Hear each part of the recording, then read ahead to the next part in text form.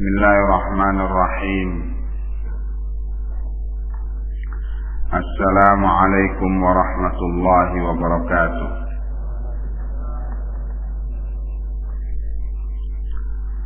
Alhamdulillah wassalatu wassalamu ala Rasulillah wa ala alihi wa sahbihi wa mawalah. Kita masuk kepada hadis yang ke-31, yaitu babu alamatil munafiq, bab keterangan tentang tanda-tanda orang munafik.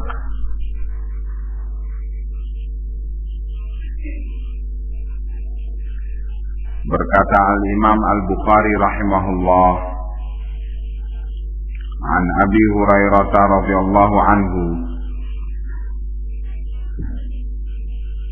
dari Abi Hurairah yang Allah telah meridhai beliau,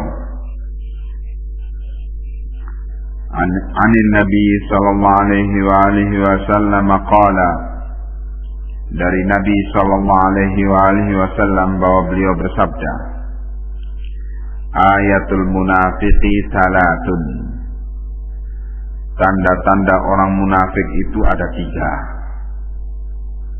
Idza haddatsa kadzaba, apabila dia berbicara dia berdusta. Wa idza wa'ada akhlafa, dan apabila dia berjanji dia menyelisihi janjinya. Wa idza tumina khana, dan apabila diberi amanat kepercayaan orang dia berkhianat.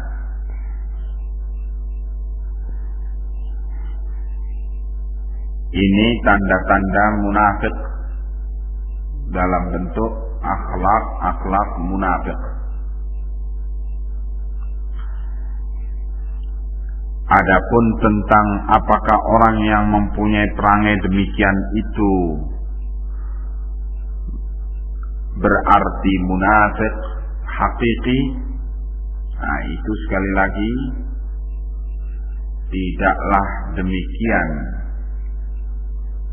prinsip atau manhaj ahli sunnah wal jamaah.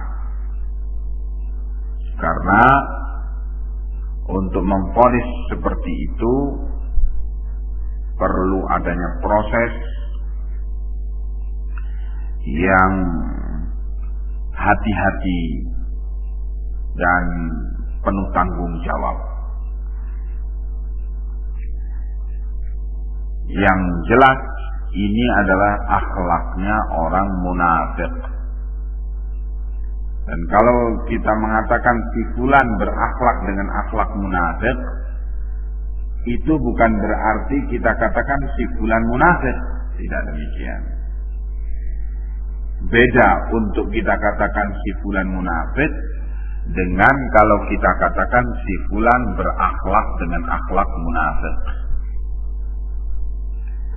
Si fulan berakhlak dengan akhlak ahlul bid'ah, itu bukan berarti dari kata tersebut bahwa kita mengatakan si fulan itu ahlul bid'ah. Nah, itu beda.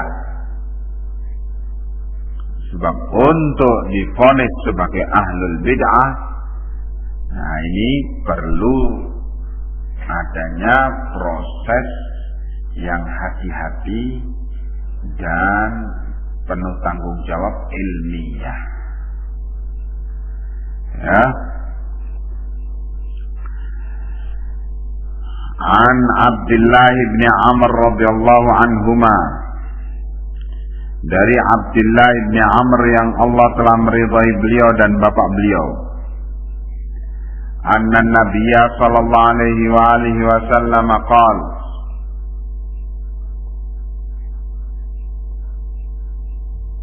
bahwa Nabi sallallahu alaihi wasallam telah bersabda, arba'un, 4 perkara, man kunna fihi, barang siapa 4 perkara itu ada padanya, kana munafiqan khalisan, berarti dia munafik murni. Wa man kanat fihi khoslatun minhunna, dan barang siapa yang padanya itu salah satu dari 4 perkara itu, kanat fihi khoslatun minan nifaqi hatta yada'aha, maka berarti dia adalah padanya terdapat sebagian dari kemunafikan sampai dia meninggalkannya. 4 perkara itu ialah idza tumina khana, apabila diberi amanat dia khianat. Wa idza haddatsa kadzaba, kalau berbicara berdusta. Wa idza ahada ghadara, dan apabila membuat perjanjian dia menyelisihi perjanjian tersebut. Wa idza khasama fajara, dan apabila dia bermusuhan, khasama bermusuhan, bertikai, melampaui batas. Kalau benci melampaui batas dalam melampiaskan kebencian itu. Ini 4 akhlak orang munafik. Kemudian babu qiyami lailatul qadari minal ayyami, bab keterangan tentang menunaikan qiyamul lail, salat malam pada waktu Lailatul Qadar. Keutamaan memenuhi Lailatul Qadar, malam Lailatul Qadar dengan amalan ibadah semalam itu melebihkannya daripada malam-malam yang lainnya. Itu adalah minal iman, adalah perbuatan demikian ini termasuk daripada perbuatan atau bagian dari iman. An Abi Hurairah radhiyallahu anhu qala, dari Abi Hurairah yang Allah telah meridhai beliau, bahwa beliau menyatakan, qala Rasulullah sallallahu alaihi wa alihi wasallam, bahwa Rasulullah sallallahu alaihi wasallam bersabda, man yaqum lailatal qadri imanan wa ihtisaban ghufira lahu ma taqaddama min dzambihi, barang siapa menunaikan qiyamul lail pada malam qadar, pada Lailatul Qadar, imanan wa ihtisaban, dengan iman karena dorongan iman dan karena ihtisab, karena tergiur dengan hitungan pahala yang dijanjikan, sehingga bangkit semangatnya untuk menunaikan Lailatul Qadar, menghidupkan malam Qadar, malam yang dikatakan Lailatul Qadar itu. Allah ampuni dosa-dosanya yang telah lalu. Mata qaddama min dzambi, dosa-dosanya yang telah lalu diampuni oleh Allah. Jadi bersih diri total dan memulai lembaran baru hidup dengan catatan dosa yang putih bersih, tidak ada catatan padanya karena dihapus dosanya yang telah lalu. Dan yang bisa untuk menemui Lailatul Qadar itu ialah orang yang dipilih oleh Allah. Orang yang dipilih oleh Allah dibangkitkan semangatnya oleh Allah untuk memenuhi semalam suntuk itu dengan ibadah. Ya. Adapun orang-orang yang tidak dipilih oleh Allah, dia, kata Nabi, seperti keadaannya orang yang memikul gunung di punggungnya, tidak mampu untuk bangun pada malam itu karena sangat mengantuk, seperti beratnya orang yang memikul gunung di punggungnya, sehingga dia tidur terlelap semalam suntuk itu, tidak bisa bangun. Nah, ini orang yang tidak dipilih oleh Allah. Ya, maka beruntunglah orang yang dipilih oleh Allah malam itu untuk menghidupkan malam itu dengan ibadah, qiyamul lail dan ibadah-ibadah yang lain.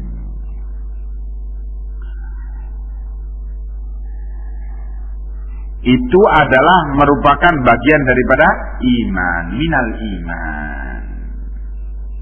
Ya. Wa anhu, dan dari Abi Hurairah juga radhiyallahu anhu, yang Allah telah meridai beliau, anin Nabi sallallahu alaihi wasallam qaal, dari Nabi sallallahu alaihi wasallam bahwa beliau bersabda, intadaballahu azza wa jalla, Allah memberikan jaminan.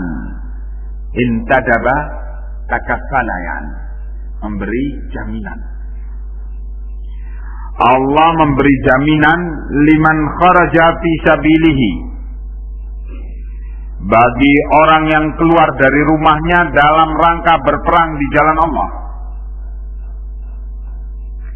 La yukhrijuhu illa imanun bi, orang itu tidaklah keluar dari rumahnya, tidaklah ada yang mengeluarkan dia dari rumahnya kecuali karena iman kepadaku. Wa tasdiqum bi rusuli, dan karena dia membenarkan berita dan apa yang dibawa oleh Rasulku. An urji'ahu bima nala min ajrin, yaitu aku jamin untuk kalau dia pulang, dia mendapatkan pahala, pulang dengan membawa pahala. Au ghanimatin, atau membawa rampasan perang. Au udkhilahul jannata, atau aku akan masukkan dia ke surga. Kemudian Nabi sallallahu alaihi wasallam menyatakan, walaula an asyqa ala ummati, seandainya tidaklah karena aku takut untuk memberatkan umatku, ma qa'adtu khalfa sariyatin, aku tidak akan duduk di balik sariyah, di belakang sariyah. Sariyah yaitu pasukan. Aku tidak akan duduk, artinya aku tidak akan tinggal di Madinah, duduk membiarkan sepasukan tentara yang aku kirim berangkat sendirian. Aku tidak akan duduk di Madinah. Aku akan ikut bersama mereka berangkat juga. Setiap ada pasukan yang berangkat, aku akan ikut berangkat. Seandainya aku tidak memberatkan umatku, aku akan lakukan demikian. Walawadittu, dan aku sangat ingin, anni uqtalu fi sabilillahi thumma uhya thumma uqtalu thumma uhya thumma uqtalu. Aku sangat ingin seandainya kalau bisa aku terbunuh di dalam peperangan membela agama Allah, kemudian aku dihidupkan lagi, kemudian perang lagi, kemudian terbunuh lagi, kemudian hidup lagi, kemudian perang lagi, kemudian terbunuh lagi. Kalau bisa, aku ingin seperti itu. Nah, terhadap bab ini Al-Imam Al-Bukhari memberikan judul terhadap hadis ini, Babul Jihad Minal Iman. Bab keterangan bahwa jihad itu termasuk daripada iman. Berperang di jalan Allah, jihad itu maknanya tidak ada lain ialah berperang di jalan Allah. Itu adalah bagian daripada iman. Ya, setiap disebutkan dalam Al-Quran Sunnah jihad, kalimat jihad, makna asalnya ialah berperang di jalan Allah, kecuali kalau ada keterangan tambahan padanya. Maka kalau jihad itu maknanya ialah berperang melawan hawa nafsu, ya, ini adalah sesungguhnya inti daripada jihad itu. Orang bisa berangkat ke medan perang secara fisik, membawa senjata secara fisik, kemudian bertempur secara fisik dengan musuh di jalan Allah, karena dia mampu memerangi hawa nafsu yang ada di dalam dirinya. Secara zahir demikian, ya. Jadi yang diberitakan oleh Nabi ini menunjukkan dua keutamaan, yaitu keutamaan berperang di medan tempur di jalan Allah melawan musuh-musuh Allah. Sampai Nabi mengatakan, seandainya tidak memberatkan umatku, aku akan terus tiap ada kesempatan keluar berperang, aku ikut berangkat. Tapi aku takut dengan perbuatanku yang demikian, akhirnya umatku mempunyai kesimpulan bahwa setiap ada kesempatan berperang berarti wajib. Nah, aku takut pengertian demikian. Jadi Rasulullah sering menghindarkan satu amalan yang beliau sangat ingin beramal dengannya, tapi ditinggalkan karena takut umatnya, takut memberatkan umatnya. Ya, seperti bersiwak setiap mau sholat, terpaksa ditinggalkan oleh Rasulullah SAW karena takut memberatkan umatnya. Seperti sholat taraweh terus menerus dengan berjamaah, terpaksa ditinggalkan oleh Nabi karena takut memberatkan umatnya, karena dianggap wajibnya sholat taraweh itu. Jadi Rasulullah memang banyak meninggalkan amalan-amalan soleh yang beliau sendiri sangat senang, sangat ingin untuk beramal dengannya, karena semata-mata rahmah kasih sayang beliau kepada umatnya. Itu namanya hikmah, ya. Nah, mempertimbangkan keadaan umat, apalagi sebagai dai, ya, mempertimbangkan keadaan umat. Nah, itu yang dituntunkan dan dicontohkan oleh Nabi. Termasuk dalam hal ini jihad fi sabilillah. Rasulullah sallallahu alaihi wasallam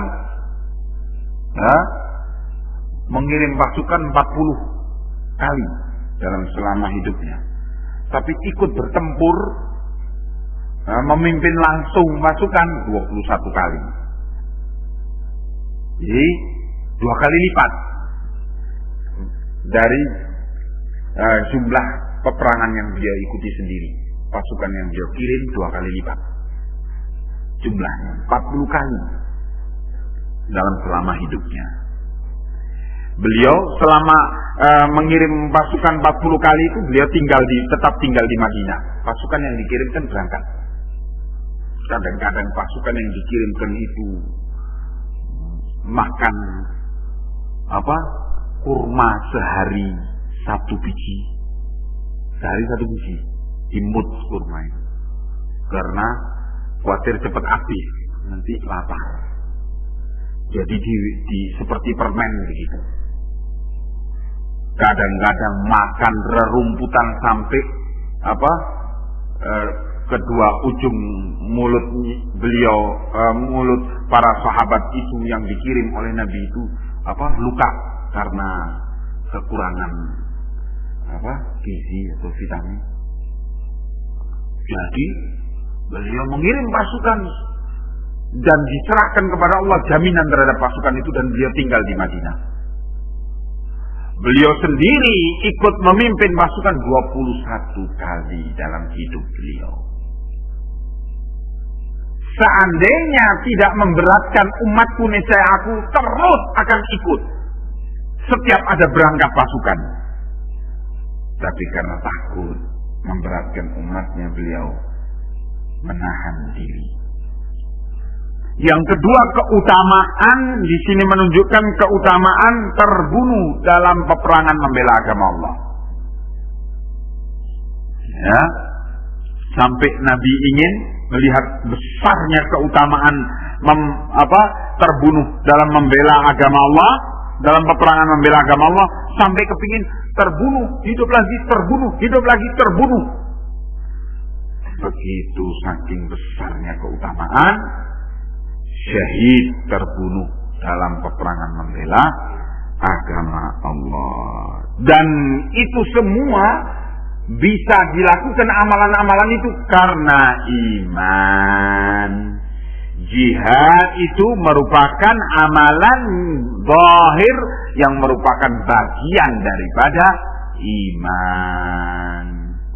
Lalu bagaimana dikatakan bahwa amal saleh itu bukan dari iman? Ada omongan batil mengatakan iman amal bukan dari iman. Wa anhu, dan dari Abi Hurairah aidan pula radhiyallahu anhu, yang Allah telah meridai beliau,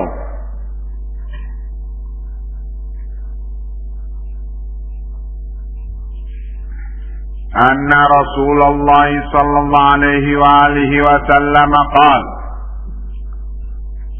bahwa Rasulullah sallallahu alaihi wa alihi wasallam bersabda, man qama ramadhana imanan wa ihtisaban ghufira lahu ma taqaddama min dzambihi. Barang siapa yang memenuhi malam-malam bulan Ramadan dengan qiyamul lail, dengan salat tarawih dan amalan-amalan ibadah, itu semua dilakukan dengan iman, dorongan iman, dan karena ihtisab, karena mengharapkan fadilah yang Allah dan Rasulnya beritakan tentangnya. Barang siapa yang melakukan semua itu semata-mata karena ingin fadilah tersebut, ghufira lahu ma taqaddama min dzambi. Siapa yang berhasil sebulan penuh memenuhi malam-malam Ramadan, siangnya puasa, malamnya dipenuhi dengan amalan-amalan ibadah, Siapa yang berhasil menjalankan demikian sebulan penuh, Allah ampuni dosa-dosanya yang telah lalu. Keluar dari Ramadan dalam keadaan bersih, catatan baru.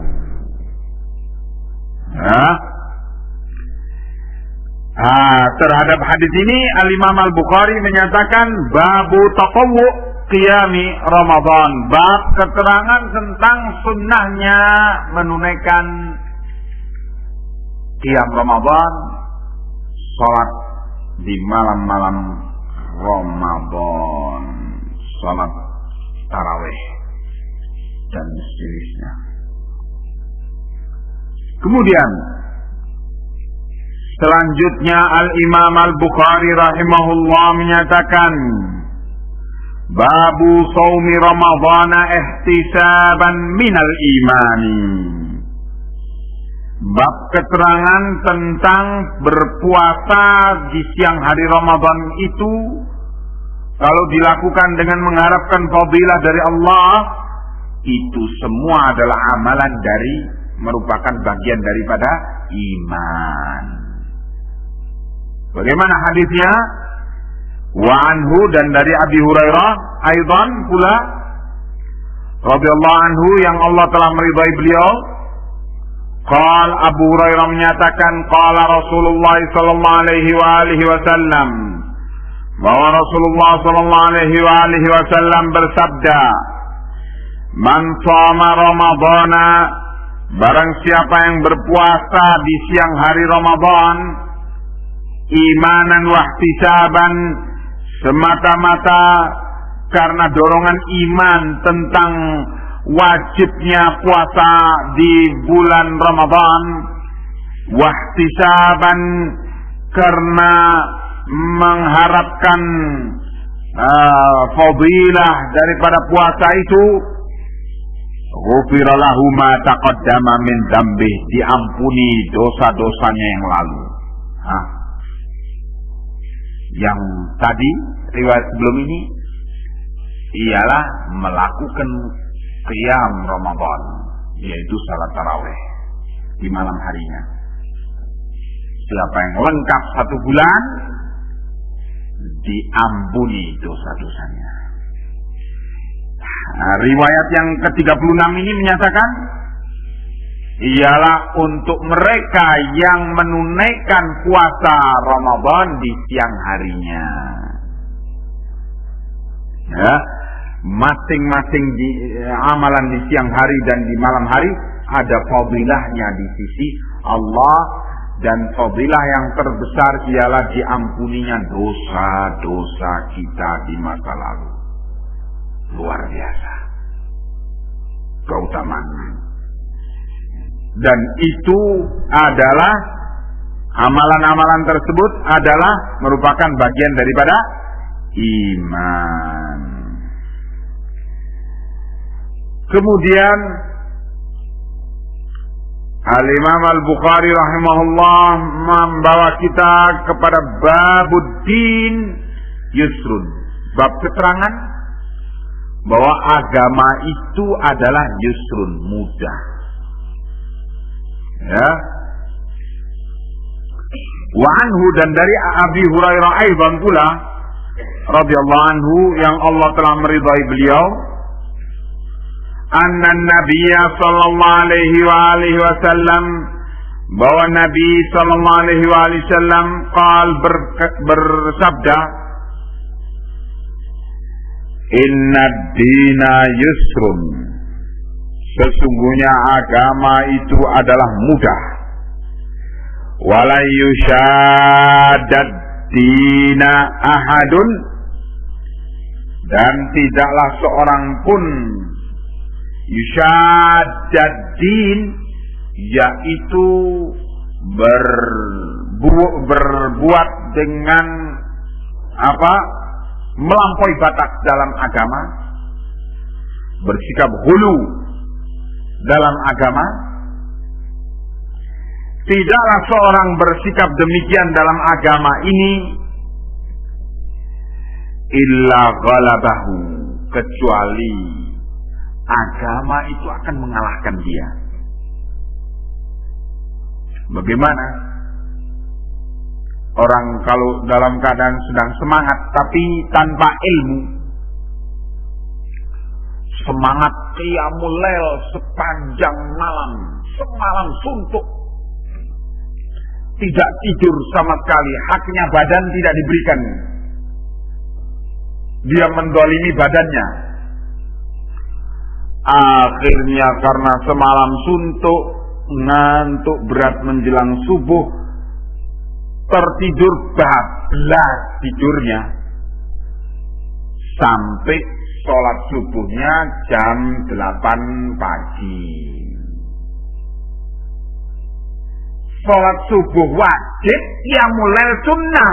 Qiyamul lail dilaksanakan semalam suntuk dengan semangat, sementara yang wajib terlantar. Nah, ini namanya agama mengalahkan dia. Ya, karena dia melampaui batas ketentuan agama. Inna li badanika 'alaika haq.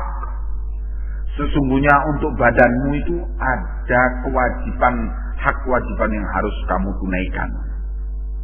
Jadi menjaga stamina tubuh dengan istirahat untuk membangkitkan kekuatan tubuh di dalam menjalankan amalan-amalan ibadah itu adalah satu kemestian. Ya, begitu. Maka waqaribu fasaddidu waqaribu, kata Nabi. Oleh karena itu saddidu, berusahalah untuk engkau mengamalkan agama dengan sadad. Sadad itu benar. Saddidu, beramallah dengan agama itu dengan benar. Waqaribu, kalau nggak bisa benar 100%, ya sudah, waqaribu, mendekati kebenaran. Yang bisa kamu lakukan bisa 100%, bagus, itu yang memang dikehendaki.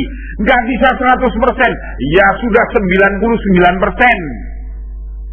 Masih belum bisa, ya sudah 90%. Dan berapa kemampuan yang ada pada kamu, tunaikan dulu. Jangan sampai ditinggalkan sama sekali, tunaikan dulu. Yang penting mendekati. Nanti minta kepada Allah kekuatan supaya bisa menyempurnakannya. Ya, itu namanya waqaribu. Kalau nggak bisa saddidu, kalau nggak bisa benar 100%, ya sudah qaribu, mendekatilah. Begitu.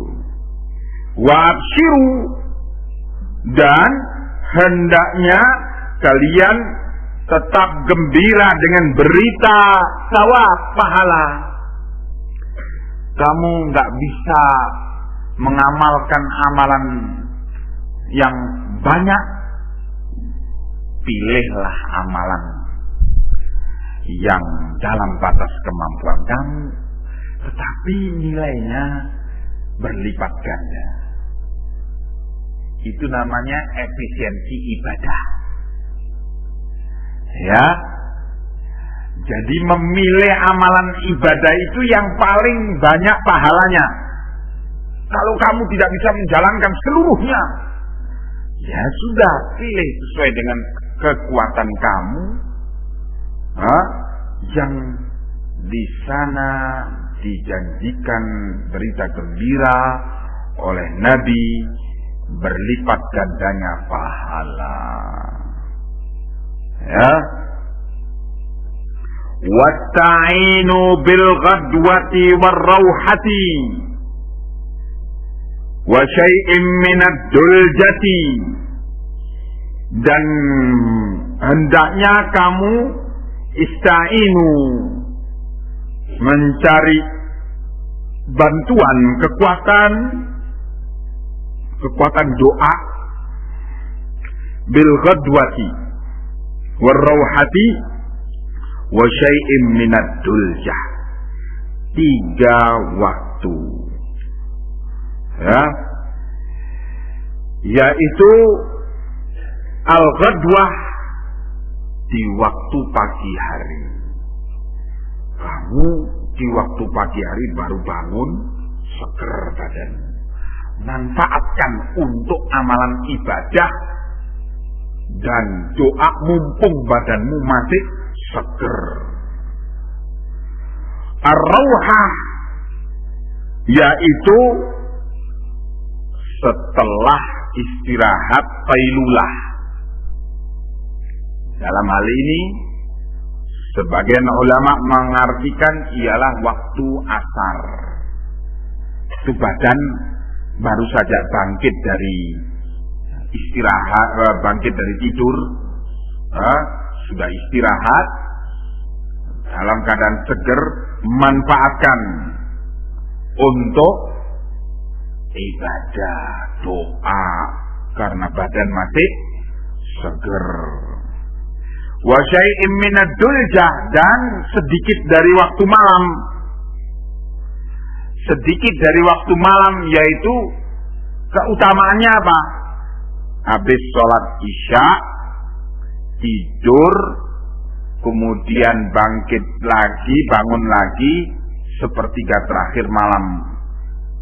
Kata Ibnul Mubarak, sepertiga terakhir malam itu tanda-tandanya ialah dimulainya ramainya suara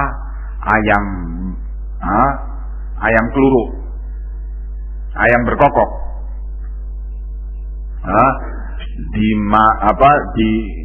Kalau menurut kebiasaan ya jam 2 malam mulai ramai. Itu kata Nabi, ayam jantan itu berkokok itu karena melihat malaikat rahmat.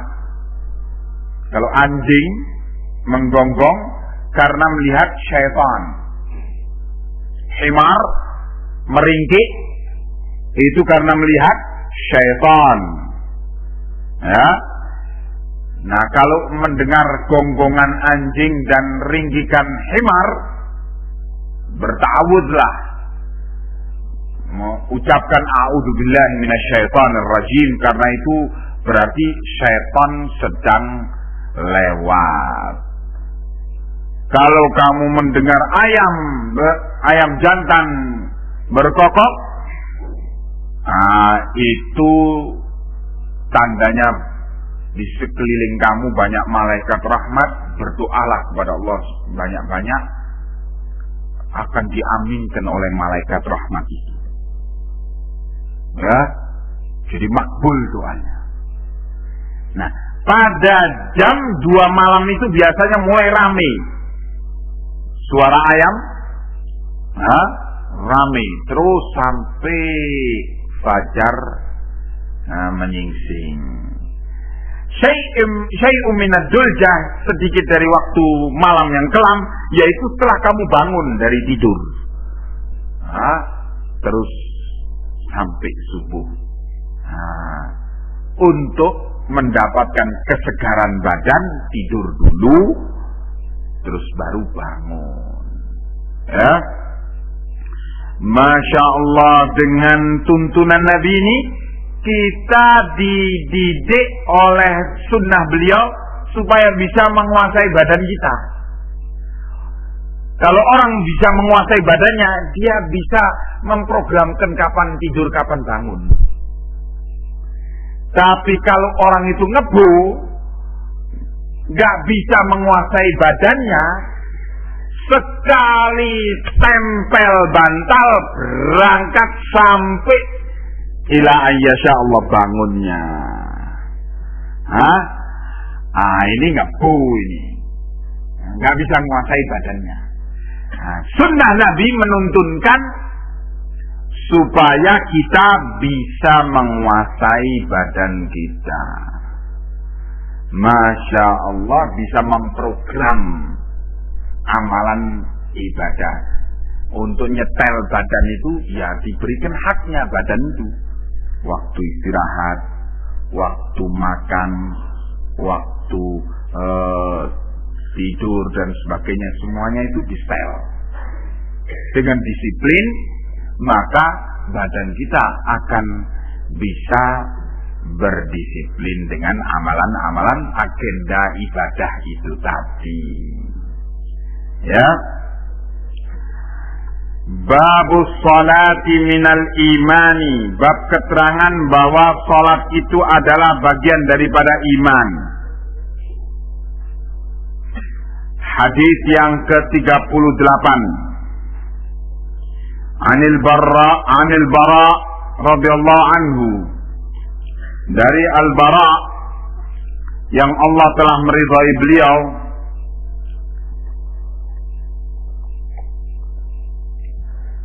anna Nabiyya sallallahu alaihi wasallam, bahwa Nabi sallallahu alaihi wasallam kana awwala ma qadimal Madinata, pertama kali ketika datang di kota Madinah,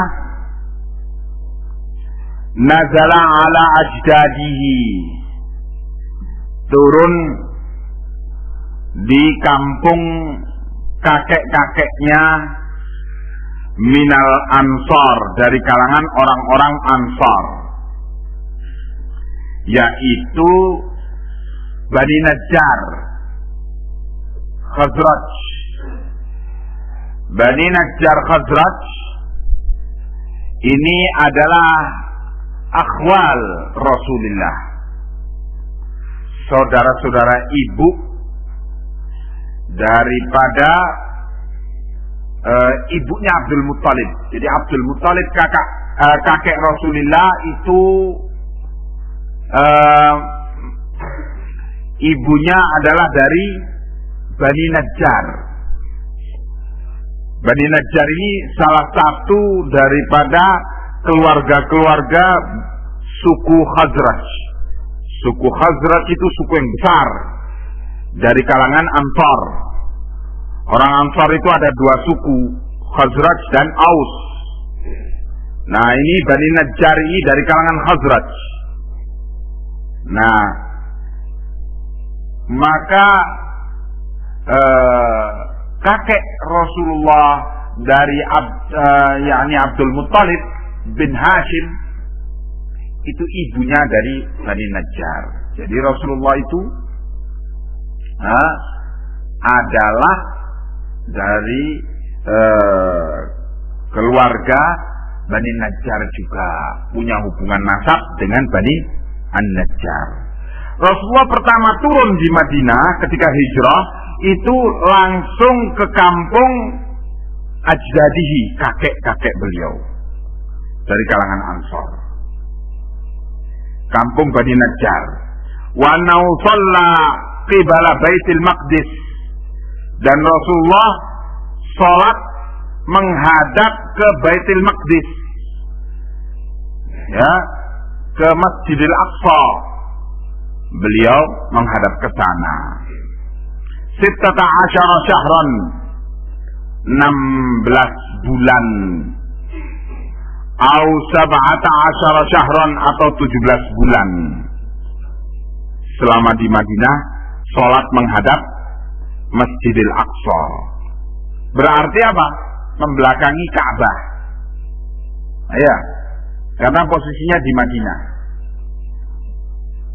Wa kana yu'jibuhu an takuna qiblatuhu qibalal baiti, dan beliau sangat senang untuk kiblatnya itu menghadap Ka'bah, Baitul Haram di Mekkah. Wa annahu shalla awwala salatin, dan beliau salat setelah diwajibkan salat pertama kali ialah shallaha salatul asr. Rasulullah salat asar, salat wajib yang pertama kali beliau laksanakan yaitu salat asar. Wa shalla ma'ahu qaumun, ketika itu Rasulullah sedang salat bersama kaumnya. Fakharaja rajulun mimman shalla ma'ahu, maka keluarlah seorang dari orang yang sholat bersama Rasulullah itu, famarra ala ahli masjidin, dan orang ini lewat di satu masjid, wa hum raki'un, dan mereka dalam keadaan rukuk. Faqala asyhadu billah, aku bersaksi dengan Allah, laqad shallaitu ma'a Rasulillahi qibala Makkah, sungguh aku telah salat bersama Rasulullah menghadap Makkah. Sementara kaum tersebut di masjid lain itu sedang menghadap Baitul Maqdis. Fadaru kamahum qibalal bait. Akhirnya orang yang sedang ruku itu terus membalik ke arah berlawanan, yaitu ke arah Makkah, ke arah Baitullah Al-Haram, ganti kiblat. Wa kanatil yahudu qad a'jabahum, dan orang-orang Yahudi sebelumnya sungguh sangat kagum dengan keadaan mereka, id kana yusalli qibala Baitul Maqdis, ketika kaum muslimin salat menghadap Baitul Maqdis, menghadap Masjidil Aqsa. Orang Yahudi senang, yaitu menghadap ke kiblat mereka. Wa ahlul kitabi, demikian pula orang-orang ahlul kitab dari kalangan Nasara senang ketika kaum muslimin kiblatnya menghadap Baitul Maqdis, yaitu Masjidil Aqsa. Falamma walla wajhahu qibalal baiti, maka ketika membalikkan wajahnya, menghadapkan wajahnya, kaum muslimin menghadapkan wajahnya ke Ka'bah, angkaru dzalik, mereka pun mengingkari perbuatan itu. Orang-orang Yahudi dan Nasara ngamuk dengan mengingkari bahwa Muhammad telah mencela-menceli, kemarin menghadap ke Baitul Maqdis, sekarang kok menghadap ke Ka'bah. Orang-orang musyrikin Quraisy mengatakan, tuh, dia sudah mau kembali ke agama kita, sekarang sudah menghadap ke Ka'bah kita. Ya, nah, masing-masingnya mempunyai tafsir, ya, sesuai dengan kecenderungan masing-masing terhadap perbuatan Nabi Sallallahu Alaihi Wasallam. Begitu, ya, perbuatan iman, yaitu dalam hal ini sholat, itu adalah merupakan bagian dari iman. Dan menghadap ke kiblat bukanlah berarti menyembah kiblat, tetapi tetap menyembah Allah dalam rangka ketaatan kepada Allah ketika menghadap ke arah kiblat itu. Sebagaimana juga menghadap Baitullah Al-Muqaddas, yaitu Masjidil Aqsa, juga bukan karena menyembah Masjidil Aqsa, tetapi karena taat kepada perintah Allah dalam hal penghadapan. Sehingga ketika ada perintah menghadap Ka'bah, langsung ditinggalkan arah kiblat yang pertama itu, dan menghadap ke Ka'bah. Nah, ini iman, ketaatan, ya. Dan kemudian sampai beliau wafat terus menghadap ke Ka'bah sampai sekarang, tentunya itu adalah satu ketentuan dan sampai hari kiamat. Wallahu a'lamu bis-shawab. Ilahuna ikhwan, kita sholat tarawih. Assalamualaikum warahmatullahi wabarakatuh.